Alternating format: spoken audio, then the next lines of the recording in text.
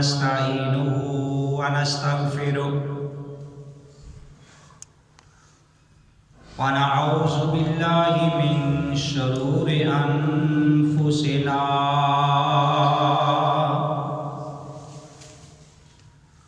ومن سيئات أعمالنا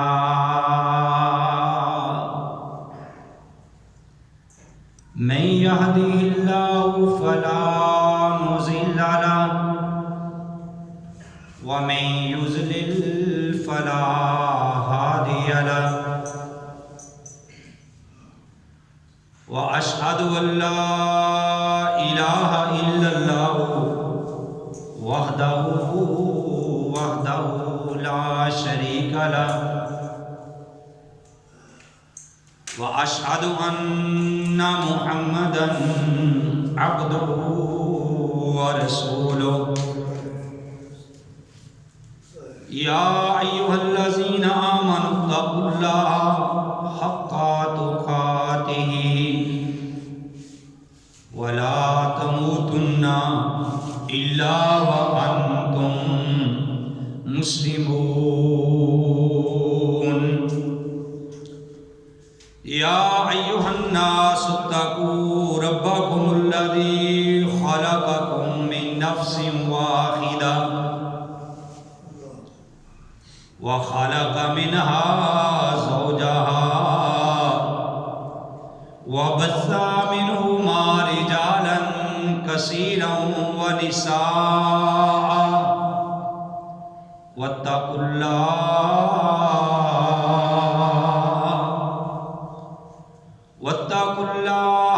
الذي تساءلون به والأرحام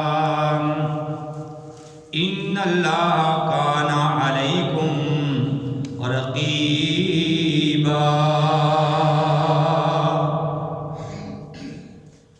يا أيها الذين آمنوا اتقوا الله وقولوا قولا سديدا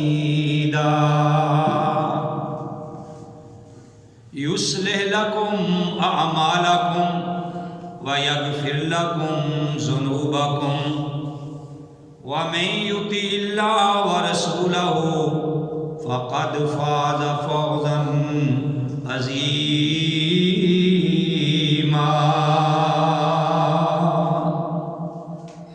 أما بعد فإن خير الحديث كتاب الله وخير الهدي هدي محمد صلى الله عليه وآله وسلم وشر الأمور محدثاتها وكل محدثة بدعة وكل بدعة ضلالة وكل ضلالة في النار اللهم صل على محمد وعلى آل محمد كما صليت على إبراهيم وعلى آل إبراهيم إنك حميد مجيد اللهم بارك على محمد وعلى آل محمد كما باركت على إبراهيم وعلى آل إبراهيم إنك حميد مجيد أعوذ بالله السميع العليم من الشيطان الرجيم بسم الله الرحمن الرحيم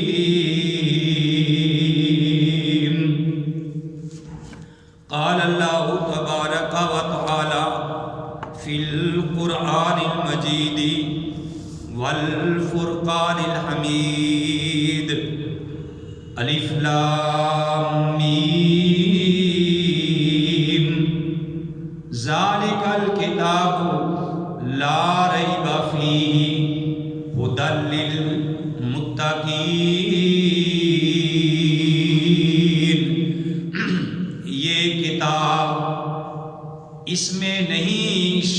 کسی قسم کا بھی یہ ہدایت دیتی ہے ڈرنے والوں کو۔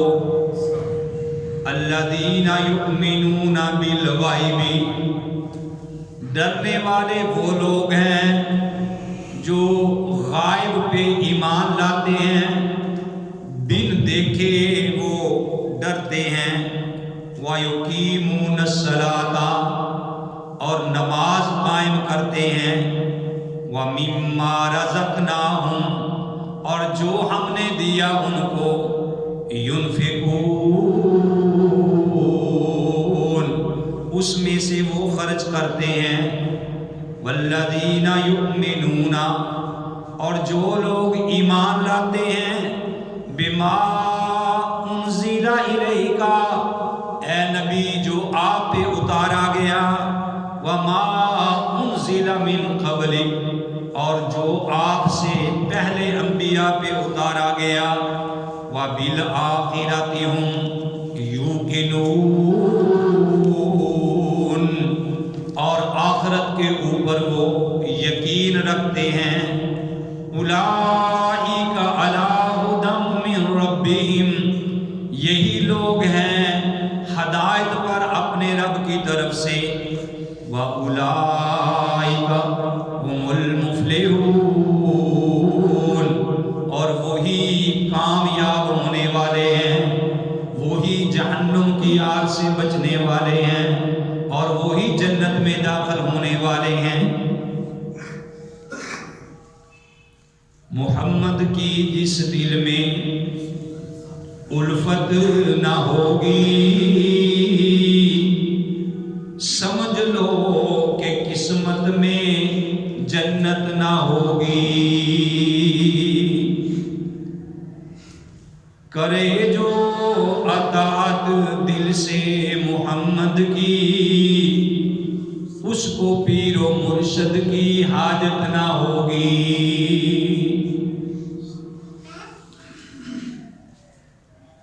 حضرات، ہر قسم کی حمد و ثنا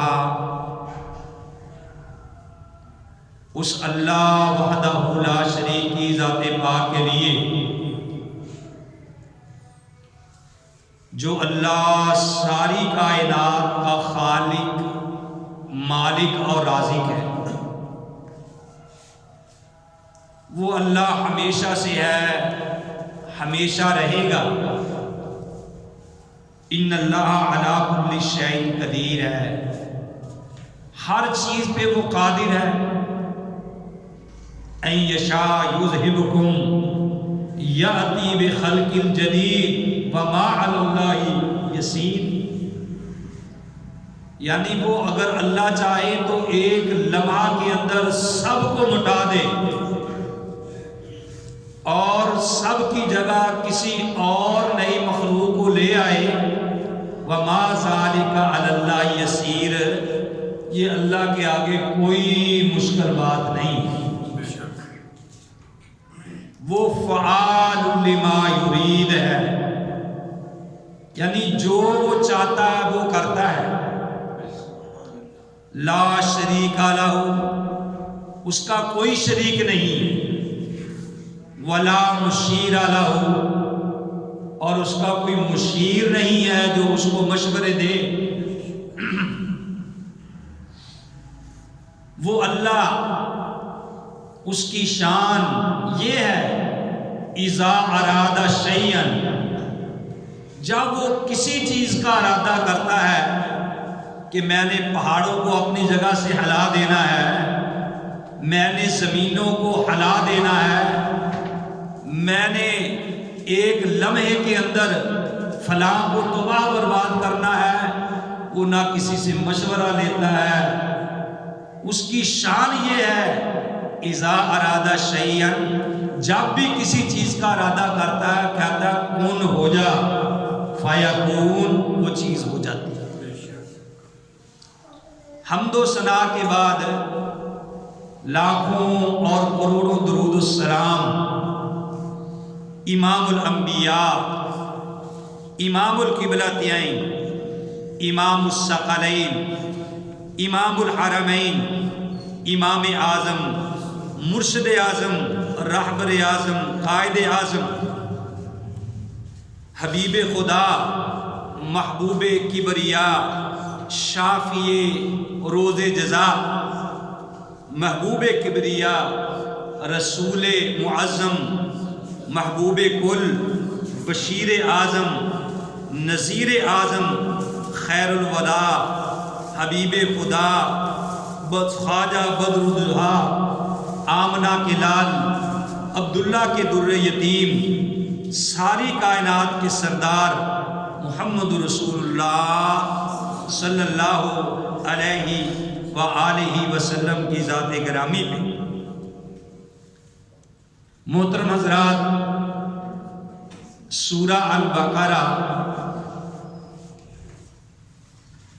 الحمدللہ اللہ کی توفیق سے ہم نے اس کا ترجمہ اور تفسیر شروع کیا ہے۔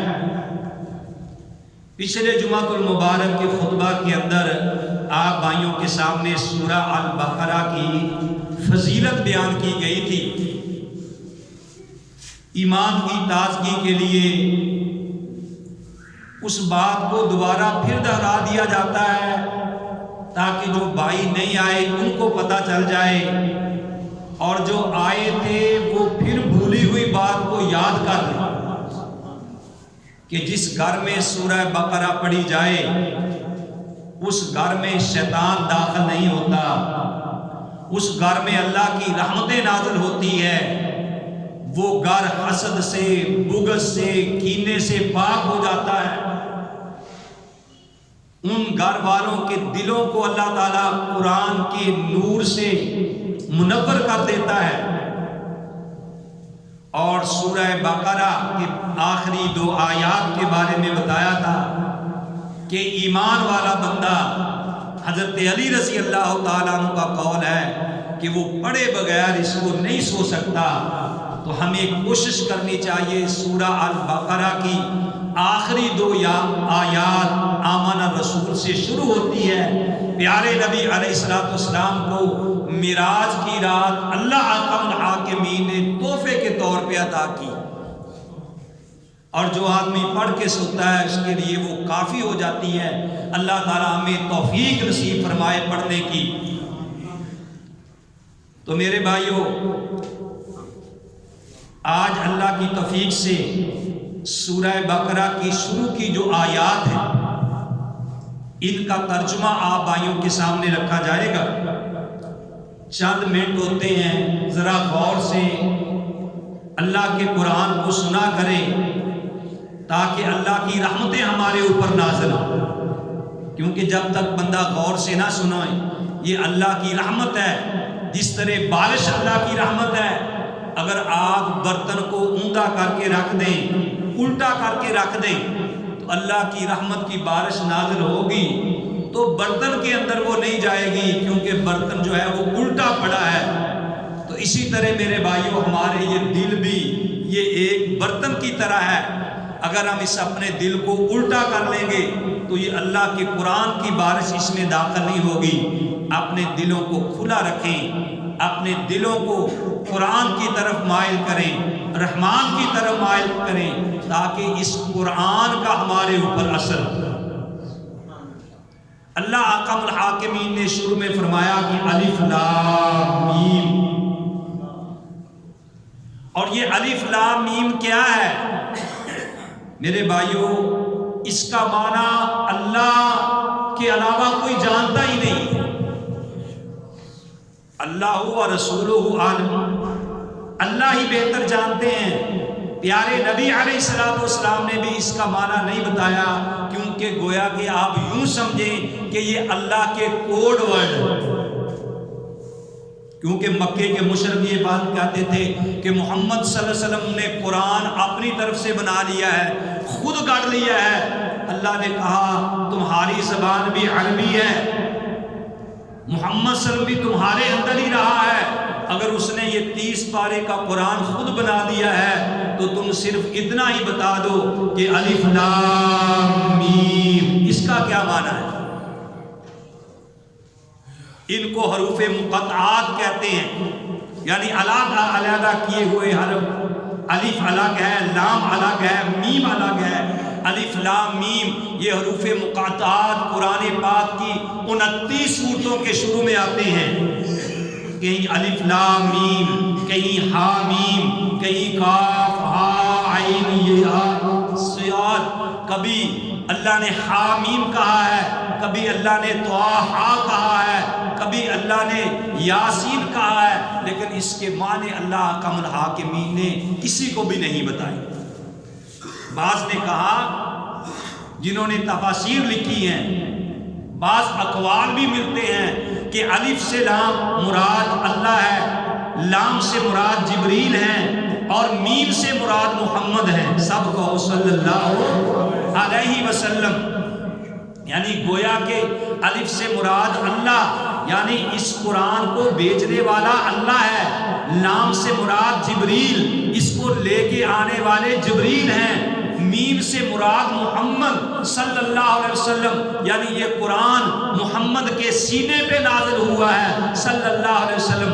گویا کہ یہ ثابت کرنا چاہتے ہیں کہ لوگوں اگر قرآن پہ شک کرنا ہے تو پہلے اللہ پہ شک کرو، اگر قرآن پہ شک کرنا ہے تو جبریل پہ شک کرو، اگر قرآن پہ شک کرنا ہے تو محمد پہ شک کرو صلی اللہ علیہ وآلہ وسلم، کیونکہ قرآن پہ شک جو کرے گا دائرہ اسلام سے وہ خارج ہو جائے گا، اسلام کے ساتھ اس کا کوئی تعلق نہیں ہوگا۔ تو اس لیے پہلے فرمایا الف لام میم، پھر یہ بات کہی ذالک الکتاب لا ریب فیہ۔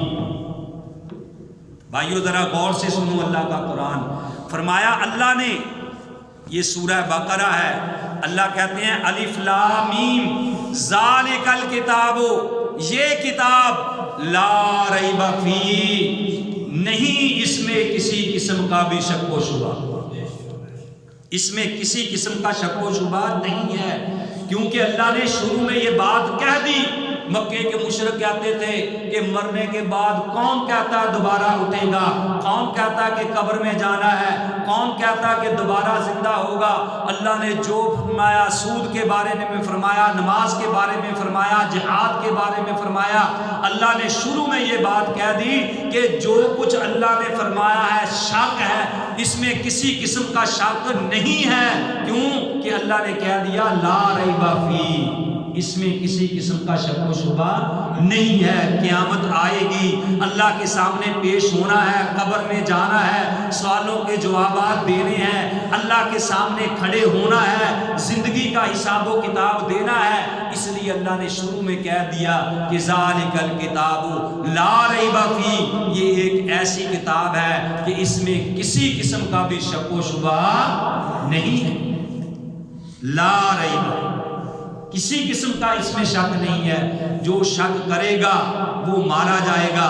اس لیے اس قرآن کو بھائیوں سمجھنے کے لیے اس کو سمجھیں اور آپ کا یقین ہو کہ ایک ایک لفظ اللہ کی طرف سے ہے، ایک ایک قرآن کا حرف ہمارے لیے اترا ہے، یہ اللہ تعالیٰ ہمیں مخاطب کر رہے ہیں۔ اس لیے اس کتاب میں کسی قسم کا شک و شبہ نہیں کرنا، محمد عربی علیہ السلام کے فرمان میں کسی قسم کا شک و شبہ نہیں کرنا، کیونکہ محمد بھی صلی اللہ علیہ وسلم بولتے ہیں تو وہ قرآن کے ذریعے ہی بولتے ہیں، اپنی طرف سے اپنی مرضی سے نہیں بولتے، کیونکہ اللہ نے قرآن میں ہی کہا ہے کہ وَمَا يَنْطِقُ عَنِ الْهَوَىٰ إِنْ هُوَ إِلَّا وَحْيٌ يُوحَىٰ، کہ محمد صلی اللہ علیہ وسلم اپنی مرضی سے زبان نہیں کھولتے، جب بھی زبان کھولتے ہیں تو عرش والے کے بنانے سے کھولتے ہیں۔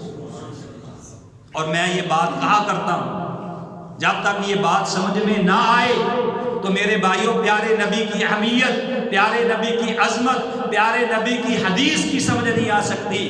میں کہتا ہوں کہ امام بخاری رحمہ اللہ یہ تو دین کے وکیل ہیں، امام شافعی دین کے وکیل ہیں، اور ابو حنیفہ رحمہ اللہ دین کے وکیل ہیں، اور مالکی شافعی حنبلی جتنے بھی امام ہیں یہ تو سارے دین کے وکیل ہیں، اور جج کون ہیں؟ وہ محمد رسول اللہ صلی اللہ علیہ وآلہ وسلم ہے۔ اگر کسی امام بخاری نے بات کی تو اس کے بارے میں آپ کو حق پہنچتا ہے کہ آپ شک کر سکتے ہیں، ابو حنیفہ کی بات میں شک کر سکتے ہیں، امام مالک کی بات میں شک کر سکتے ہیں، امام شافعی نے کوئی بات کہی ہے تو اس میں شک کر سکتے ہیں، تمہیں سوچنے کی گنجائش ہے۔ لیکن اللہ کے قرآن میں اور محمد عربی صلی اللہ علیہ وسلم کے فرمان میں کسی قسم کا شک نہیں کرنا۔ شک تمہارے دل میں بعد میں آئے گا اور تمہارے ایمان کا جنازہ پہلے نکل جائے گا۔ تو اللہ نے فرمایا لوگو لا ریب فیہ، اس کتاب میں کسی قسم کا شک و شبہ نہیں۔ آگے اللہ نے کیا فرمایا؟ ہدی للمتقین، یہ کتاب ہدایت دیتی ہے ڈرنے والوں کو۔ یہاں بعض ترجمہ یہ کر دیتے ہیں کہ یہ ہدایت دیتی ہے متقی لوگوں کو۔ نہیں، یہ ترجمہ صحیح نہیں ہے۔ متقی تو کہتے ہیں جو پہلے ہی پرہیزگار ہو، جو پہلے دیندار ہو، پرہیزگار ہو، نہیں، بلکہ اس کا مطلب یہ ہے کہ جو بھی اللہ سے ڈرنے والا ہے، جو بھی ڈر گیا، اللہ اس کو ہدایت عطا کر دیتا ہے۔ اس کے لیے یہ قرآن جو ہے میرے بھائیوں ہدایت کا ذریعہ بن جاتا ہے۔ جو بھی اللہ سے ڈر جاتا ہے، وہ جو ڈر گیا وہ کامیاب ہو جاتا ہے۔ اس لیے کہا ہدی للمتقین، یہ ہدایت دیتی ہے ڈرنے والوں کو۔ اب وہ ڈرنے والے کون ہیں؟ اللہ نے خود ہی بتا دیا۔ بھائیو ذرا غور سے سنو، الذین یؤمنون بالغیب، ڈرنے والے وہ ہیں جو غائب پہ ایمان لاتے ہیں۔ اس میں سمندر کو کوزے میں بند کر دیا گیا ہے۔ الذین یؤمنون بالغیب، یہ ڈرنے والے وہ ہیں، یہ ہدایت کتاب ہدایت ان کو دیتی ہے۔ ڈرنے والے وہ ہیں الذین یؤمنون بالغیب، جو غائب پہ ایمان لاتے ہیں۔ ایک ہے ایمان لانا، ایک ہے یقین لانا۔ ایمان لانا اور ہے، یقین لانا اور ہے۔ وہ یقین لاتے ہیں، اللہ سے ڈرتے ہیں، بن دیکھے ڈرتے ہیں، اللہ کو دیکھا نہیں ڈرتے ہیں۔ ان کا ایمان ہے کہ اللہ ہمیں دیکھ رہا ہے۔ ایک زمیندار کے بارے میں آتا ہے، بارش بند ہو گئی، لوگ بڑے پریشان ہوئے، بارش نہیں ہو رہی تھی، لوگوں نے بڑے جناب ہیلے وسیلے کیے، بڑی دعائیں کی، بارش نہ ہوئی۔ ایک زمیندار جس نے اللہ کے قرآن کا مطالعہ کیا تھا، جس کو حرام حلال کی تمیز تھی، وہ کہتا کون کہتا ہے بارش نہیں ہوتی، آؤ میرے ساتھ۔ ایمان کی تازگی کے لیے بتانے لگا ہوں، پہلے بھی آپ کو یہ واقعہ سنایا۔ زمیندار نے کہا آؤ میرے ساتھ، میں دیکھتا ہوں کہ بارش کیسے نہیں ہوتی۔ اور جو اللہ پہ یقین کر لیتا ہے تو میرے بھائیو اللہ تعالیٰ پھر اس کے مطابق ہی اس بندے کے ساتھ سلوک کرتے ہیں۔ اس نے اپنی تکڑی ترازو لیا، جس تکڑی کے ساتھ، جس ترازو کے ساتھ لوگوں کو وہ مال دیا کرتا تھا، گندم جو دیتا تھا وزن کر کے، گڑ دیتا تھا، جس تکڑی کے ساتھ وہ لوگوں کو تول کے سودا دیا کرتا تھا، اس نے وہ تکڑی اس طریقے سے اپنے کندھے پہ رکھی اور لوگوں کو کہا آؤ میدان میں چلیں، اور لوگ اس کے پیچھے پیچھے مذاق کرتے جا رہے ہیں، دیکھو جی مانگنے بارش جا رہا ہے، اٹھائی اس نے تکڑی ہوئی ہے۔ تکڑی اٹھانے کا، ترازو اٹھانے کا کیا مطلب بھائی، دینے تو بارش مانگنے جانا ہے۔ اس نے کہا آؤ ذرا میرے ساتھ چلو، میدان میں باہر جاتے ہیں، کہتا 2 نفل ادا کرو۔ 2 نفل ادا کر کے اپنے ترازو کو آسمان کی طرف اٹھا کے کہتا ہے، دیکھیں میری طرف، آسمان کی طرف اٹھا کے کہتا ہے کہ اے میرے اللہ، تو جانتا ہے کہ میں نے اس ترازو کے ساتھ تیرے ڈر کی وجہ سے آج تک کم نہیں تولا۔ اور سنو، کہتا میرے اللہ، تو اس بات کو جانتا ہے کہ میں نے اس ترازو کے ساتھ تیرے ڈر کی وجہ سے آج تک کم نہیں تولا، تو اللہ بارش ہو جائے ابھی اس نے اپنا ترازو، اپنی تکڑی ترازو نیچے نہیں کیا تھا کہ اللہ کی رحمت کی بارش نازل ہو گئی۔ یہ ہے اس کا مفہوم۔ ویسے اب طوطے کی طرح پڑھتے جائیں تو اس کا کیا فائدہ؟ اللہ کہتے ہیں ذالک الکتاب لا ریب فیہ، اور لوگوں سن لو اس کتاب میں کسی قسم کا شک و شبہ نہیں ہے۔ ھدی للمتقین، یہ ہدایت کس کو دیتی ہے؟ ڈرنے والوں کو۔ اور ڈرنے والے کون ہیں؟ الذین یؤمنون بالغیب، جو ایمان لاتے ہیں غائب پر۔ اللہ احکم الحاکمین سے دعا ہے کہ اللہ تعالیٰ صحیح معنوں میں ہمیں قرآن کو سمجھنے کی توفیق نصیب فرمائے۔ اللہ صحیح معنوں میں قرآن کو سمجھنے کی توفیق نصیب فرمائے۔ اب افسوس یہ ہے کہ میرے بھائیوں، آپ کو قرآن سننے کا شوق نہیں ہے، آج قرآن سننے کا ذوق نہیں ہے۔ اگر قرآن سننے کا شوق ہو تو بندہ گھر سے ٹائم پہ چلے، سنانے والے کو بھی مزہ آئے، سننے والے کو بھی مزہ آئے۔ آتے ہیں آپ کاروائی ڈالنے کے لیے، اس کو جمعہ نہیں کہتے، اس کو جمعہ پڑھنا نہیں کہتے۔